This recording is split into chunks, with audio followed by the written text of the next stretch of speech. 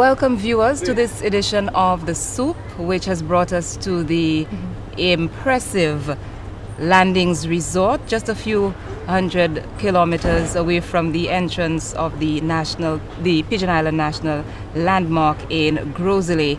I am Medley's Breen, and with me are my two sisters from Mother Mothers. They are here with me. I will introduce you to Linda Chocolate Booth here to my extreme right. Well, to my right. Linda, welcome. Thank you so much, and it's a great pleasure to be here. And trust me, we have a full package for you today. It's going to be about what's happening in St. Lucia. If you're a fetera, if you're someone on vacation, or you just want to know what's up, we are here to tell you right here at the landings today. Thanks, Chocolate. Also with us is Cindy James. Cindy, welcome. Hi, welcome, and how you doing, girl? I am good. I have been having a good time here. It's my very first time at the landings, and I have been enjoying it. How have you been enjoying it? Well, I'm having a blast. I'm just so excited about this show this afternoon. I'm super excited. It's all about Carnival. I said Carnival, yeah. Okay, somebody's excited about Carnival, so let's talk Carnival. Let's talk Carnival. Maybe we could do a rundown on some of the activities for this year's Carnival 2016. Any of you visited the Cultural Center, the National Cultural Center, for any of the activities? Chocolate? I could tell you about the shows, how much I enjoyed them, how much I watched them on TV. Okay. But I didn't go to any of the culture. Okay. Oh, she stayed home. So you stayed home. Yeah. So Chocolate, were you at any of the shows?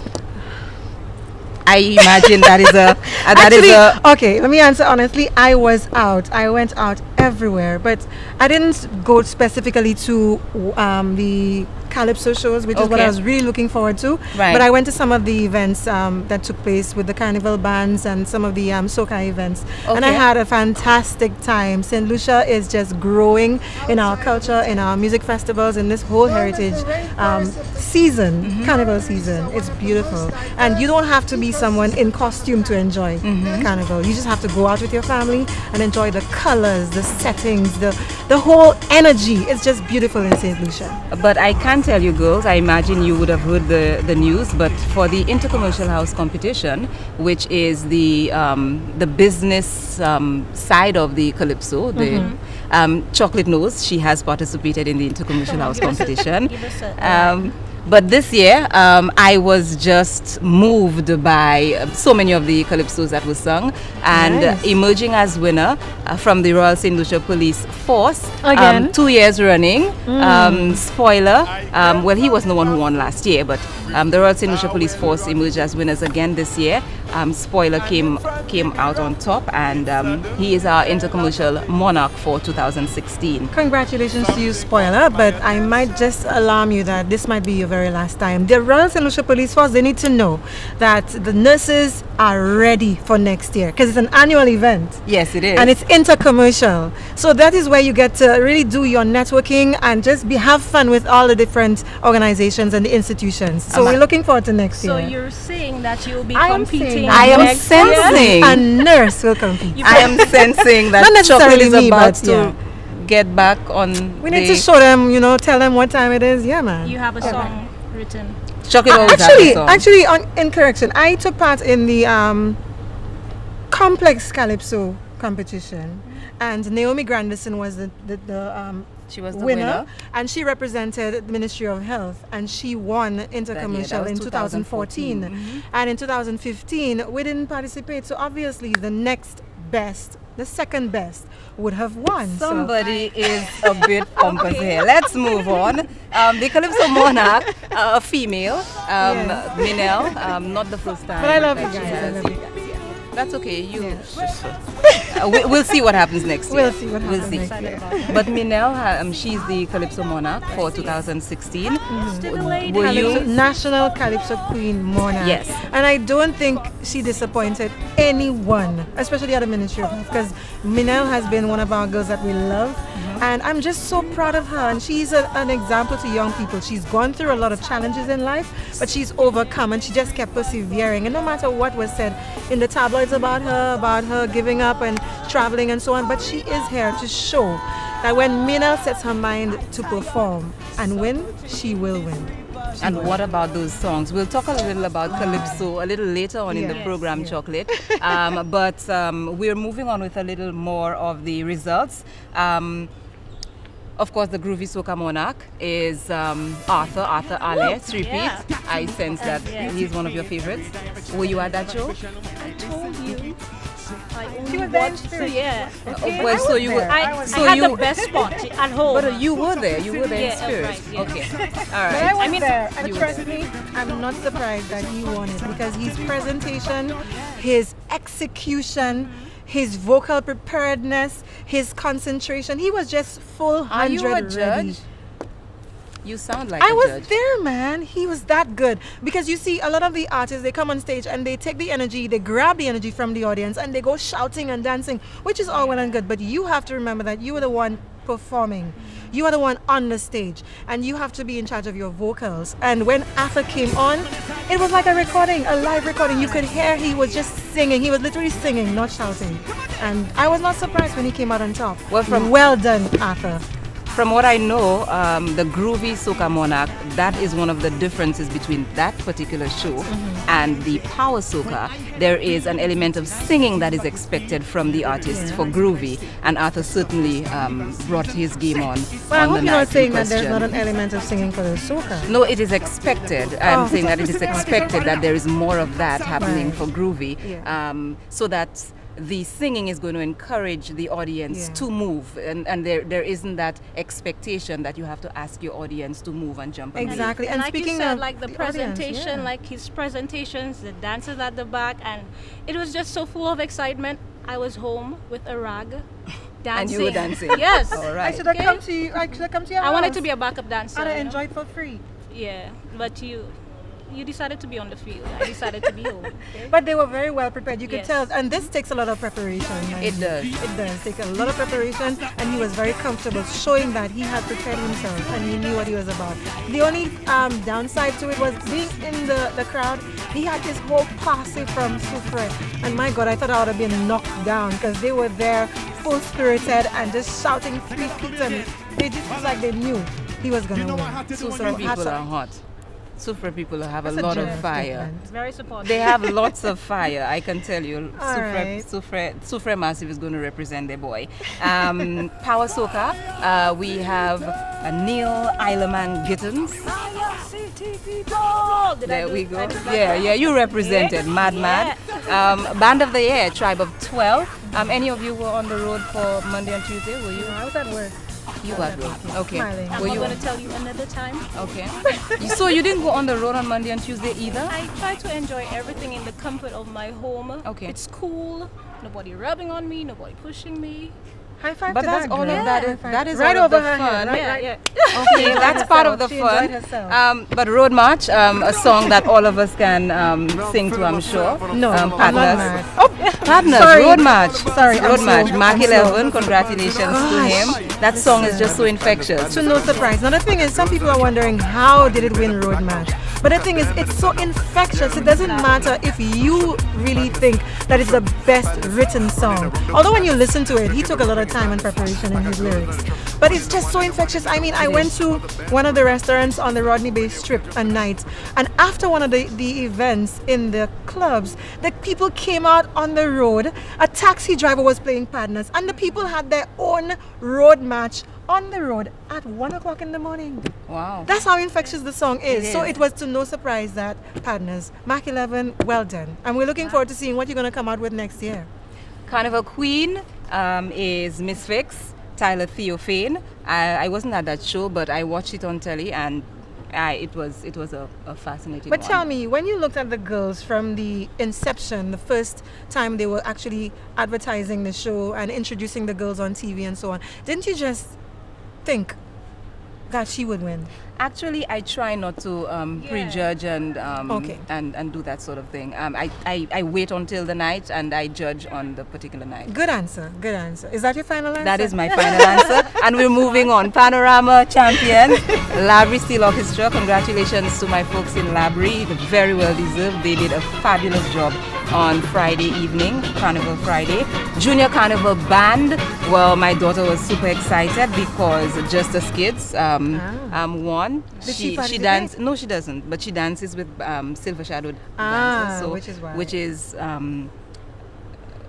Is it why the she was same so excited. leader? It's Barry George, yes. Okay, Barry he's George, responsible for yes, both the dance group and the band. and the carnival So band. she was super excited. She was super excited. She was jumping for joy. there, Yes. yeah. Mass on the Move, Insanity, Section of the Year, Royalites Extreme. There was a tie there. Royalites Extreme and Tribe of 12, and Band of the Year. Did I mention Yeah. Tribe of 12? Yeah. So a roundup of the carnival activities that we had for 2016, and we just want to say congratulations to all of our winners, and we look That's right. forward to Carnival 2017. And when we Might be on come the back, road. we're going to be interviewing some special people who could give us some inside information as to what happens during the season. Yes, so we will be right back. When we come back, we'll be introducing our guests.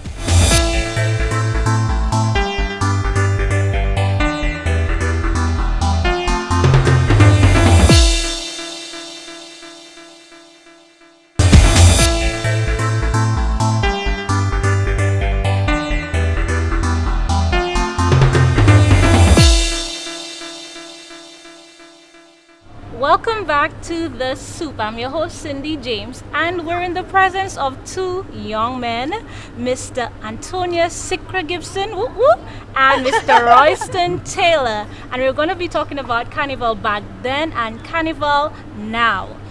I have a little story to share with you guys. That's okay? Please. I love Okay, stories. awesome. So, I was like heavily involved in church, and I decided to spend the summer by my dad. And while spending summer over there, it was the carnival season. Well, my favorite season, low key.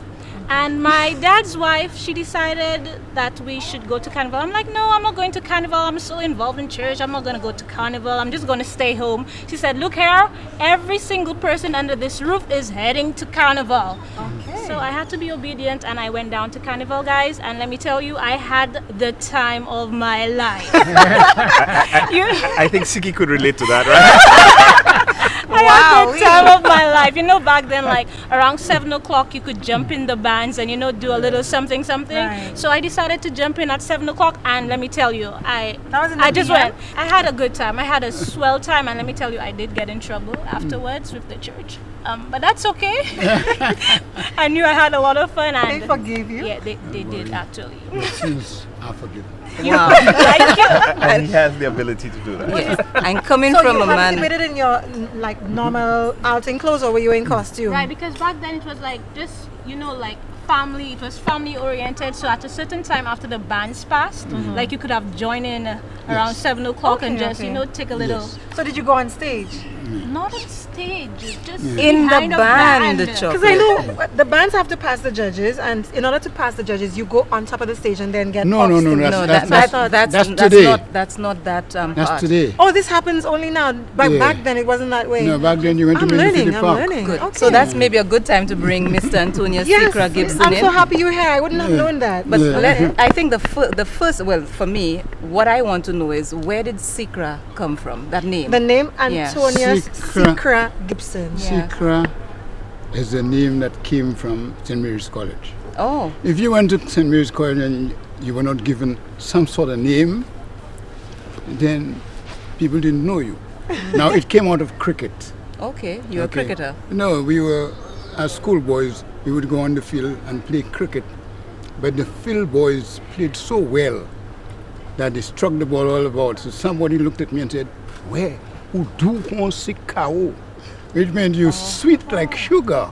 So everybody started calling me Sikra, Sikra, Sikra, Sikra. Nice. How it came about. And Alright. some people don't even know your first name is Antonius. That's right. They just know you are Sikra. That's right. And the name has stuck. I'm stuck forever. Wonderful. Let's talk a little about your involvement in Carnival. How did you get involved? I got involved through my sisters. I was a toddler, infant school, and Carnival was not a competitive thing. Okay. So after school at 3 o'clock, Monday and Tuesday, they would dress me up, hold my hands, and walk around town. And people would just look out of the window, hey, that one is nice, oh, that one is lovely. And that's what it was. And revelers crisscrossed each other. And by on the dressing up, streets. you mean in costume? In costume, yes. So that they would make the costumes for you. Yes, my sisters would make the costumes for me. Were they involved in Carnival in any other way, or it was just you that? It's just me. They dressed up. Just me, they dressed Okay. up, you know, with all this crepe paper and all this sort of thing. So you became involved from very early. You were brought into the Carnival by your Definitely, sisters. yeah. I was brought in. And what happened was that I lived a block away from the Walcott brothers. Oh. And my yard, my parents' yard was a very, very large yard.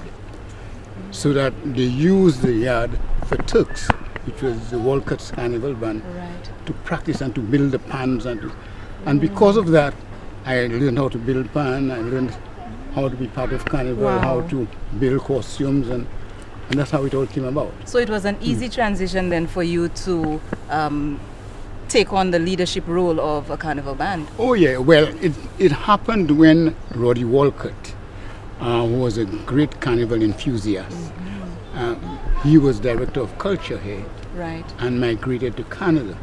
When he migrated to Canada, and most of us young guys were playing in the Turks Carnival band, then I decided, well, I'm going to have my own band. And that's how I started off. Nice. And quite a few of the guys joined in with me, and that's how we progressed from there on. Was there a struggle financially to get a band going? There was not a struggle financially if you knew what to do. And you knew what to do. Well, I tried to know. So what did you do? What did I Yes. do was that the first thing about it as a band leader, you go to the bank and you take a loan. And Wow. in those days, my banker was Mr. McDonald Dixon. Okay. And Yes, a cultural enthusiast. and we started off from there. But to be able to offset cost and to bring in money, I got a relationship with the Burning Flames from Antigua. And how did you do Well, that? Desmond Braffett again was a friend of these guys in Antigua, and he was part of our carnival band.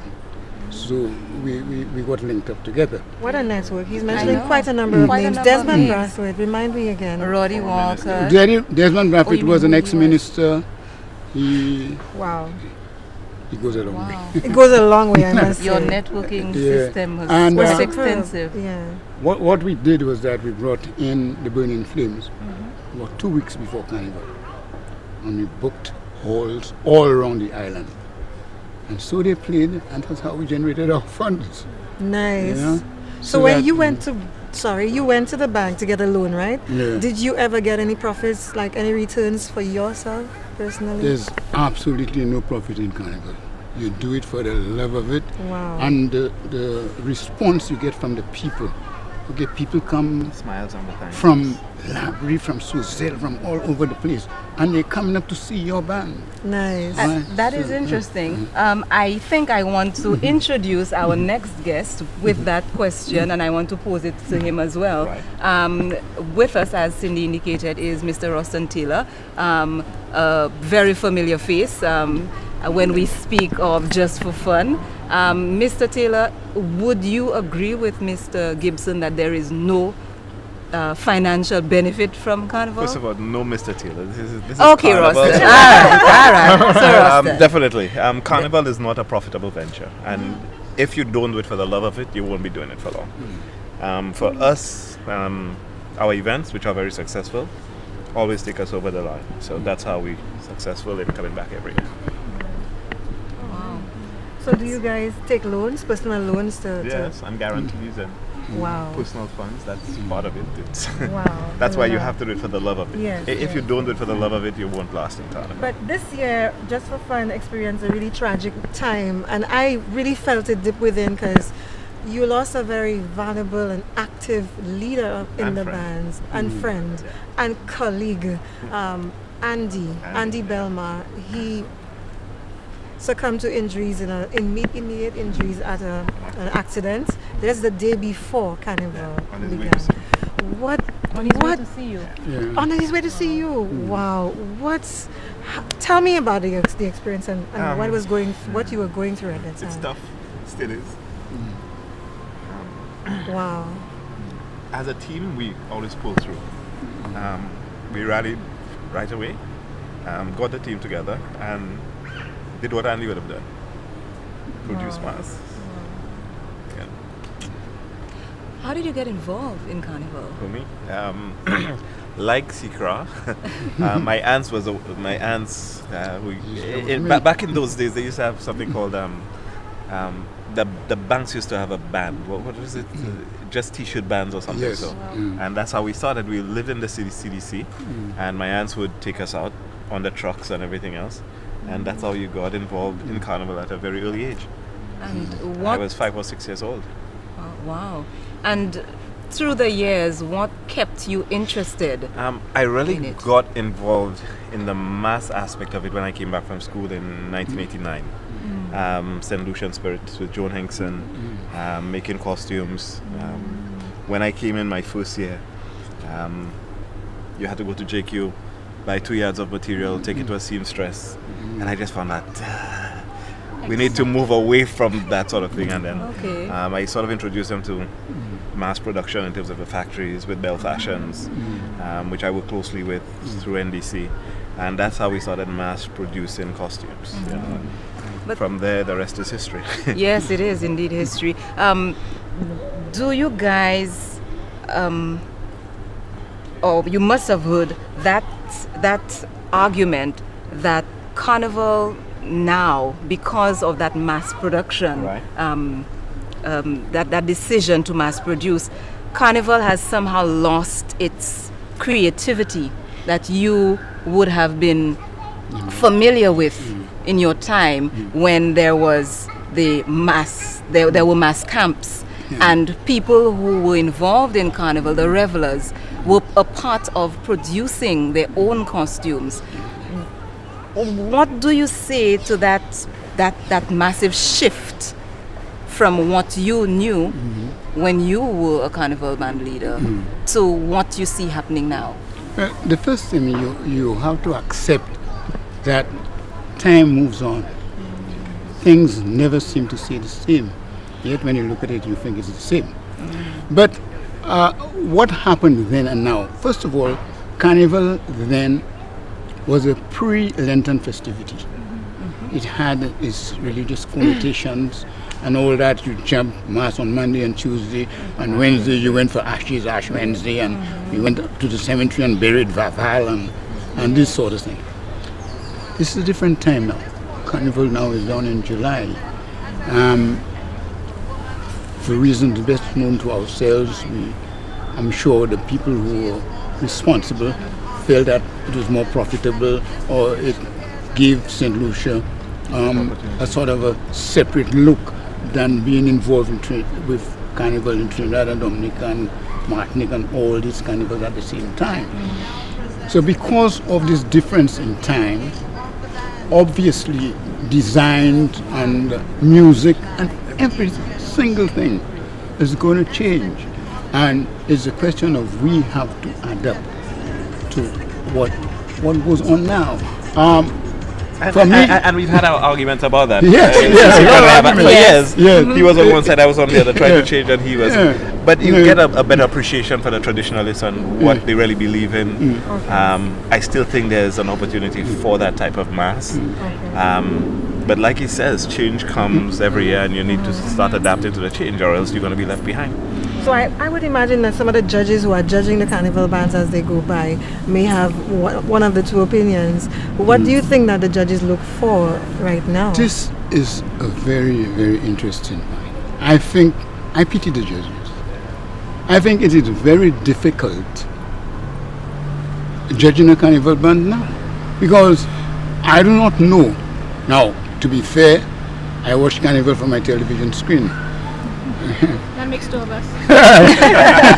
Now, I don't know what the judges are looking for, Yeah. because Whether it be the costumes or the organization. I of look at the band or movements, themes. and as far as the choreography is concerned, I see everybody doing the same thing on the stage.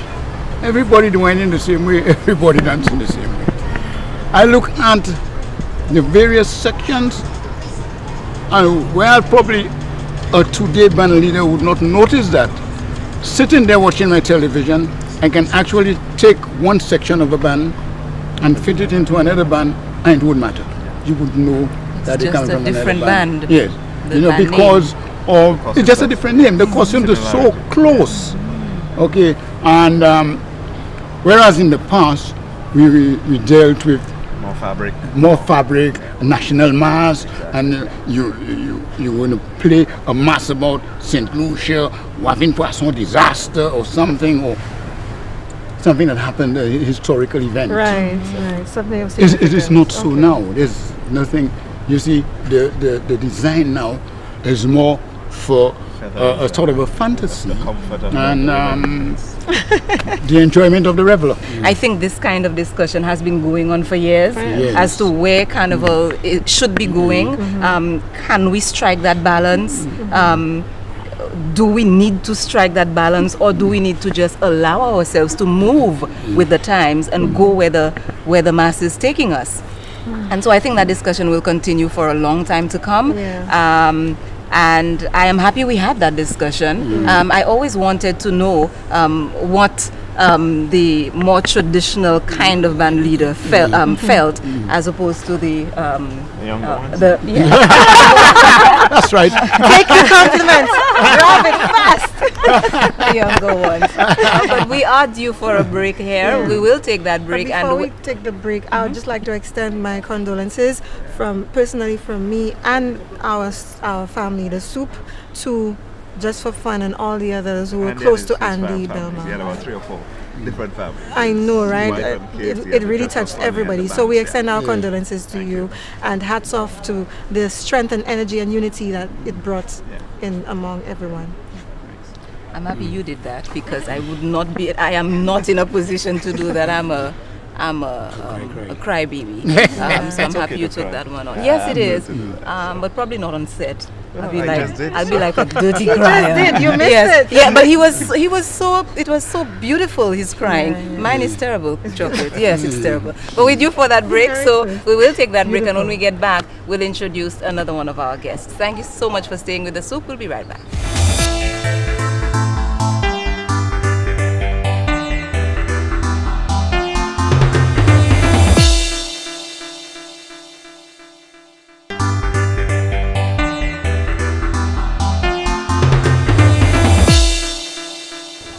Welcome back to the Soup. It is a pleasure to be here in this lovely settings at the Landings Hotel and Spa. By the way, they offer packages throughout the year for both family and couples and kids. So it's a beautiful place to be. So you could come on down to the Landings and enjoy what we are experiencing right now. Beautiful tropical experience, calm place to be on vacation. But today we have a special guest. And for those of you who have been involved in Calypso, which is a very Caribbean style of music, it's a genre that a lot of people who grew up in the Caribbean islands would be familiar with. We are going to be speaking a lot about Calypso, where it's from, and we have none other but Mr. Cecil Charles. Mr. Cecil Charles Better from known as Takeover Charlo. Tent. He is the general manager, the chief cook and bottle washer, I could say, of Takeover Tent. So Yeah, part of a Cecil- whole team. The part of a whole, I like that, part of a The whole whole team, team. because it's not just you, you're working with a team. So Cecil, probably you could tell us how you got involved, first of all, in Kaiso. Okay. My whole introduction, I mean, I was a follower of Carnival, but in terms of being involved in the whole management of it and so on, was when I came back into teaching in 1994, being a teacher at the Sierra Simmons Secondary School. I was approached by a former Calypsonian. Right now he's living in Canada. And at that time, Miss Pascal was the principal of Sierra Simmons Secondary School, and they basically said, look, you have to come and do this thing. And that's how it started. We actually started having our school shows at the Gaiety Cinema at that time. And then from there, it grew until we moved over to the school. And then at one point in time, Sierra Simmons was known for the place to be when it came to a Calypso, school's Calypso thing. And from at that point in time, what really happened is that we were able to identify a number of youngsters who we felt were very good, that they did not only remain in the school system, but that they were able to go into the tents, whether it was just as guest performers and so on. And that's how it came about with people like Trisha and so on, and Rachi and all those persons. And from there, other schools started doing it. And you then began to have that little rivalry between the takeover tents, the ambassadors and so on. But all in all, what it has done is has exposed a lot of the youngsters to that, what we might call the big fellas thing. Some people have a problem with it in terms of the age and so on. But that is the only avenue whereby in terms of from the school that there's no middle gap. So naturally, if there's no middle, then from the small, they have to go to the big. But there was Junior Calypso. But the Junior Calypso always for the schools, And so in other words, if you're not a student at a school, you could not take part in the school's competition. You could graduate from the Junior Calypso to the... Yeah, but you could go into the TOTs and so on. But then, of course, the age factor came into being, as we all know. But all in all, what I love about it is that the youngsters were able to get that exposure, and they're still getting that exposure. And as we could see, most of the persons who are really doing the calypso and the soca are young people. You mentioned that your colleague told you should just take on the mantle of the leadership role in starting something. What about you did they see to cause them to ask you to do that? Well, growing up, I've always been involved in youth groups and so on, whether it was scouts or church group or whatever it is. So the leadership aspect of things was always inculcated in me, where I developed. I mean, you might look at me being in Calypso, but I was also very much involved in church and so on. And then when you had the Caribbean Conference of the Churches, that was donkey years ago. I don't think most of you all might have been born. People like Shikra might have been born. Okay, as you can tell, well, he's now Cardinal Felix. You had Reverend Membry, all those guys from the Caribbean. I was very much part of that whole youth movement during that point in time. So I developed that leadership quality, that leadership skill from being involved in church.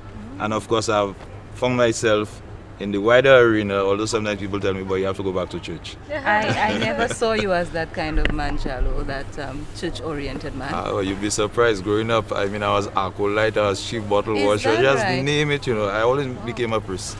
Really? Yeah. In the Anglican church, I would not have done it in the Catholic church. I don't believe in too many restrictions. Yeah, there. Too many restrictions. Okay. And being who I am now, you know. Yes. But you play a particular role within the TOT tent, which is business manager. What is your role, and how challenging do you find that role of business manager, having to deal with the financial aspect of an industry which has been hitting hard times for a very, very long time? Okay, the interesting thing about it, you might hear the name says such as business manager, but what we actually have is that we have a team of persons who work within the organization. So you have persons like Wayne Vitalis, you have Fulgen Senpri, persons like my wife and so on. And what we do is that we have different committees. So basically the workload is not focused or strained just for one person. So yes, I'm the big mouth. You might see me. I'm the one who up and down. I'll be going to the RCA and so on and try to beg Mr. Sikra for a little sponsorship, for the ads and so on. And I'm in the forefront, but at the end of it all, there are a lot of persons who are at the back of things, making things happen. We have a special production team. And what I need to tell you is that because of how we have been able to operate, we have found ourselves even involved at a national level, where we basically are in charge of the production of the national Calypso shows.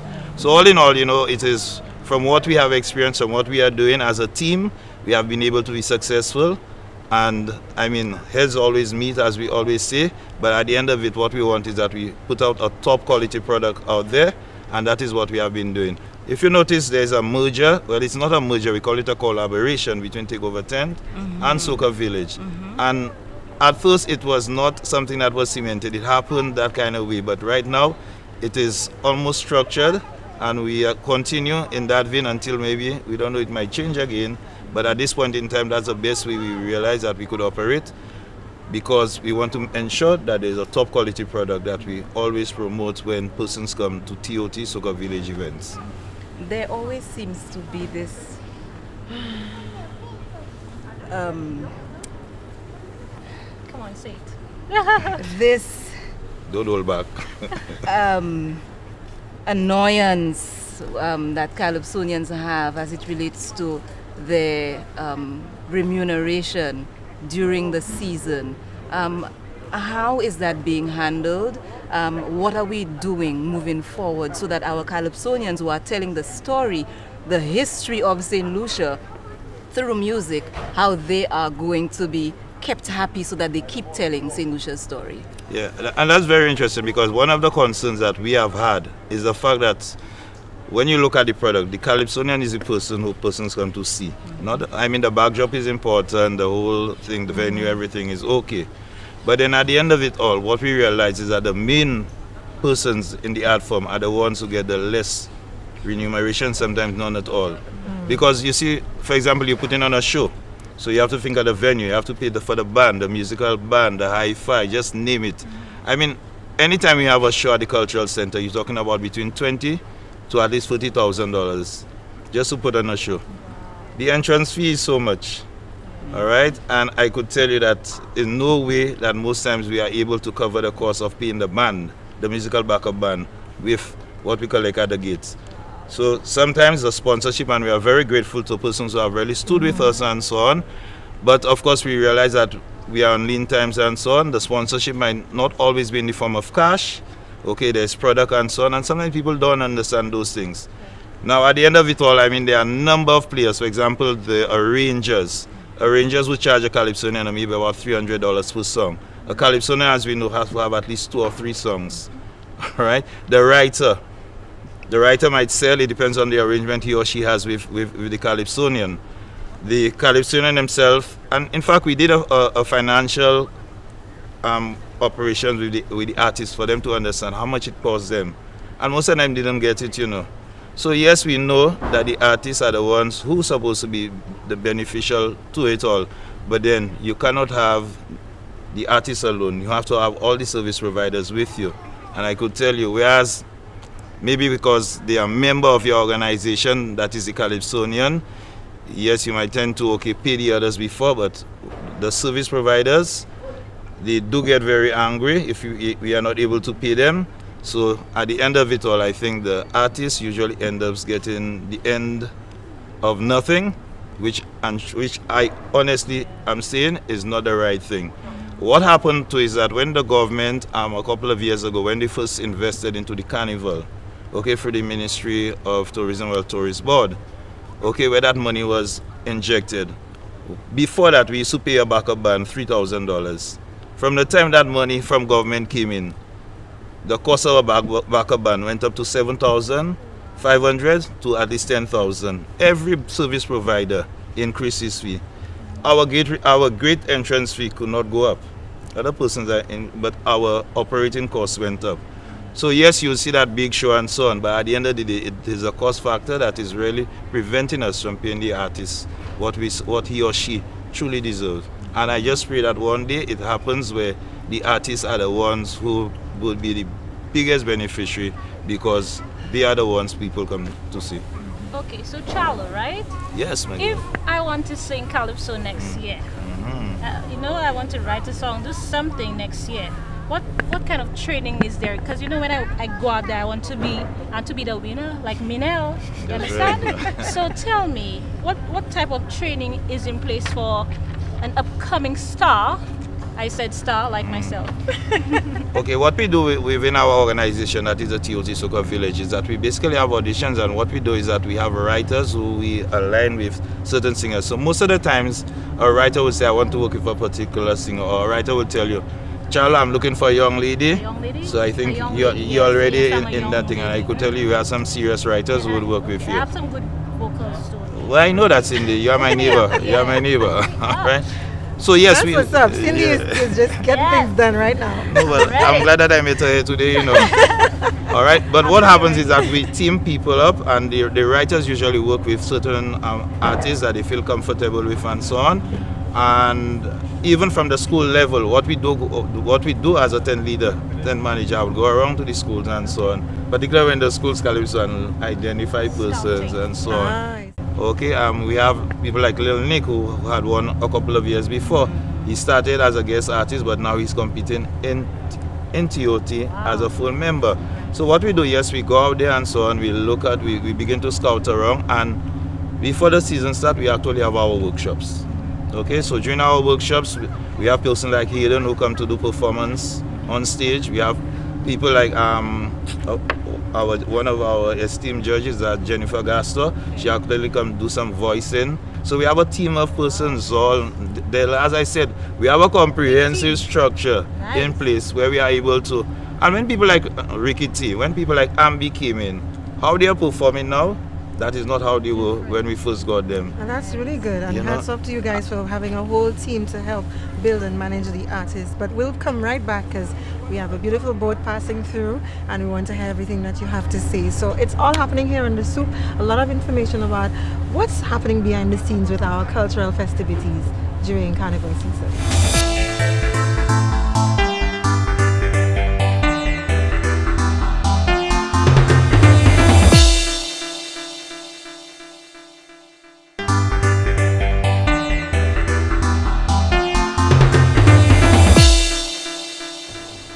Welcome back to the Soup. I'm Linda Chocolate Bertha with my lovely hosts and our guests, and we're having a beautiful conversation.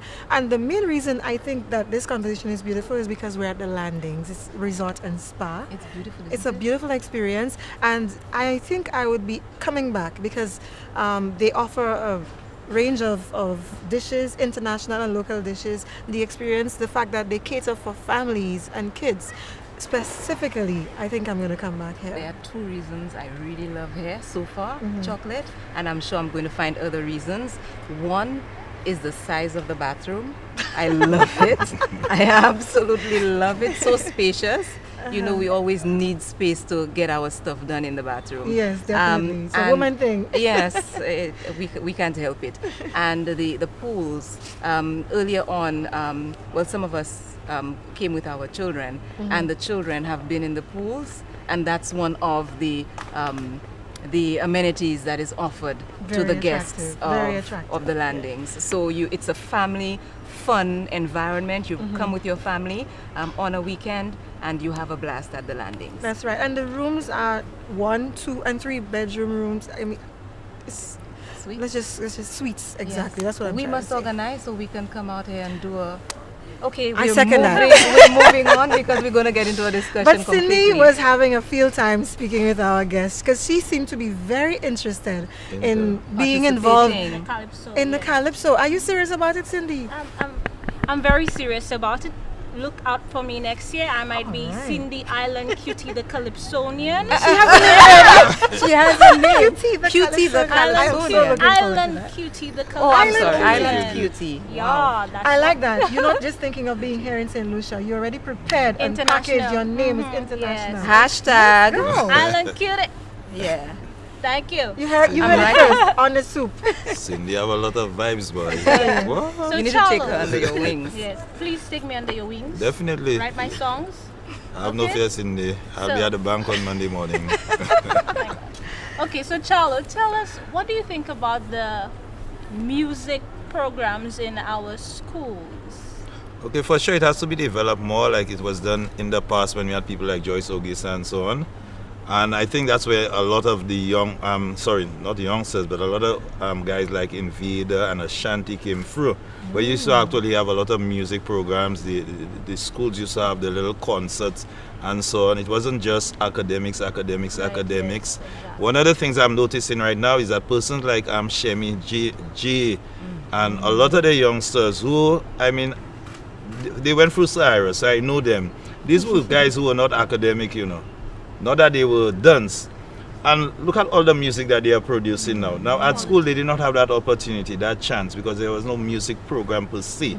Okay, or persons at that time, I think, and the other thing, when we look at the music program, is to think, okay boy, you're not good in English, you're not good in math, so you're not good to do the business subject.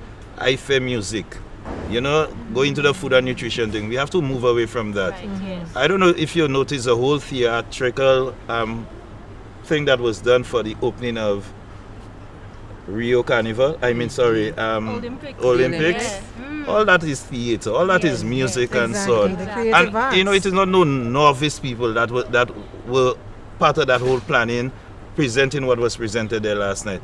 And I think we could go. When I hear our music, and I heard the music in Brazil and so on, and a lot of calypso is actually from Brazil and so on too. Okay. We have to understand that, we are bigger than what we think. That persons who look down on the music, the theater arts programs in school, or think that it is only for dance children, come on, we have to move away from that. That's right. Because I could tell you, the JQs, the Marcies and so on will not be able to employ all those young people coming out there, and we already see what the music is doing for them. Shemi J is a classic example. There are a number of others. You look at the Ricketies, the Ambies and so on. The Gulokoko guy, what's his name? Monster. Just name those fellas. We might not be happy because they are not of that traditional calypso. But the fact is that they're on shows every week. Right. They're on show every month and so on. And they are creating employment for themselves. Right. So let us take this music thing serious. Jason Joseph, I know, is doing a fantabulous job, but there are a lot of persons who within the education system are holding it back down because, boy, sports is not for you, this is not for you, and so on. We have to move away from that. And I think this is why a lot of the academically achieved students are also musically and creatively inclined in the arts and so on, because you have to read music. That's right. You have to know how to paint well. And I could actually be a witness of it because I got the award for arts. Wow. And I'm a singer, but I'm very good in academics. I'm a nurse. So, we need to encourage the schools. We need to encourage the schools, no matter what school it is, to include these vocational courses, music, creative arts, drama, and so on, and take it very seriously. And we need the dancers at the back, okay? So Exactly, because you have students from St. Mary's College who are doing so much, and thank God for Ted Sandiford, who is helping them in production, in videos, and so on, because yes, they're very intellectual, but they're very creative. And you cannot tell a child, stick to your books. No, because God gave them several talents that need to be used. We need to just understand that we have an entire person and not somebody who either fits in one boat or they fit into another one. They are an entire person with several skills, and once we begin to think of that, then we're heading in the right direction. It's holistic development thing, and that is where we have to move. Yeah, but there's a lot in store, and we have a lot to discuss here, so we're really looking forward to our next segment. There's a lot of interesting things that you need to know of what's happening on the island and in the Caribbean and with the Caribbean people who are all over the world. And the Soup is here to bring it all to you right here in your living room.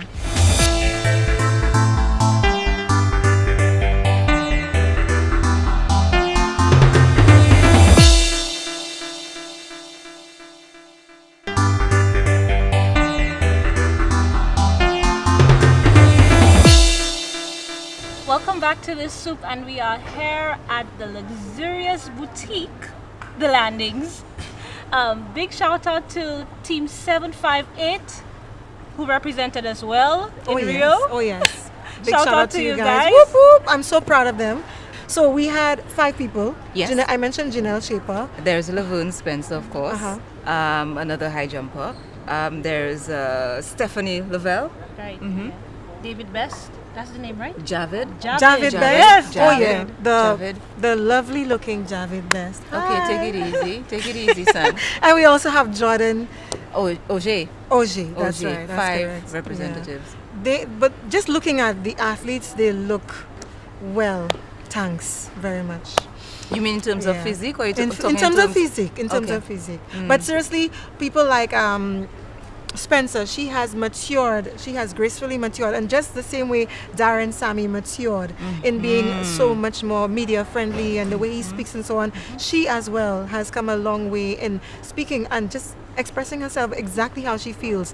And sometimes she expresses her disappointments in such a very classy and mature way. And I'm so proud of these guys. They work hard, and hint to anyone who wants to represent the island in Olympics, you really need to work hard at it. It doesn't happen in a day. Like they say, Rome was not built in a day. So you really have to work hard. Even in those in the creative arts, you have to keep working. We have people like Showin Doopsy. He is every single day doing something musically, whether it be writing, going to a school and speaking to young people about music, about being creative, about traveling, representing the island in Manchester, wherever. He is working really, really hard. And sometimes I ask him, boy, when do you sleep?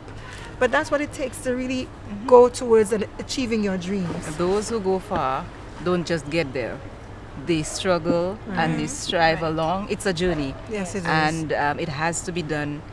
You have to put time. You have to invest time in the journey, in the process that's going to take you to experience your dreams. Exactly. And I we are- remember watching Facebook and seeing Cindy at the top of her feet were at the top of the shoulders of this big hunk, and she was like on one foot waving her pom-poms and so on. Cindy, you need to tell us about this experience. You're a What? cheerleader? You see, she's on Facebook Let me tell all you, the time. Cindy has gone places. Put it out, put it out. Let's get the soup going. Boo your time. Let me know. So you want to put me out there like that, right? Right there on the table. Let's Okay, go. so I was a cheerleader for the Grambling State University, the home of the Tigers. Woo woo, GSU. You see that? You see that? Okay. So And yes, what state is that? Well, that's in Louisiana, and I was a cheerleader for like 3 years. Nice. So I've done a lot of international competitions. Like you ever watch it Bring It On? Yes. Yes. Well, yeah, that was me kind of like bringing it on. That's what it looked Wow, like. that's So I awesome. went to Daytona like every year. We went down to Daytona and there was this national competition, and our team normally placed fourth. So it was an awesome experience, like the Lovely. best. Well, I went to school for 4 years, but I did cheerleading for 3 years. All right. Because I was really small, I was able to be at the top of all the pyramids. I couldn't flip to save my life, but my coach would put me at the top of that pyramid because And he just knew stand there. I would be in that pyramid and it wouldn't be coming down anytime soon unless Okay. I was told to come down from that pyramid. All right, Okay, thanks nice. for putting me out there, Chocolate. Yeah, but did it take a lot of practice to really get there, or did you just see, hey, she's small, she's unique, let's use her? Thank God for St. Lucia. I got my footing from St. Lucia and being part of so many dance teams. Okay. And when I got there, I had like, I had that little something going on. A and little my- flexibility, a little- agility. yeah, and I don't know, my coach just liked how, like he would tell me to do something, I would watch it a few times and then that pyramid will be up in the air. Lovely, executed So, right well, away. they wouldn't have thought that a Caribbean student, like I was the only Caribbean student on the team, and that kind of, yeah, thank you. You want my autograph? So that kind of encouraged the other Caribbean students who were there, and it was fun. Like I was having a really good time. Great, wonderful. Go GSU! So check her out on Facebook. The soup is on Facebook. We have lovely photos, and we also have information of what interests the soup and what's going to come up on our next segments. So check us out on Facebook. Medalise is also there. Cindy's on there. You'll see her pictures of when she was all up in the pyramids and so About to on. put them down. Okay, viewers. And with that said, thank yes. you so much to our guests for coming in, and thank you so much for. Okay, let me just say it the right way. Thank you for being here with us. I will see you next time right here on The Soup.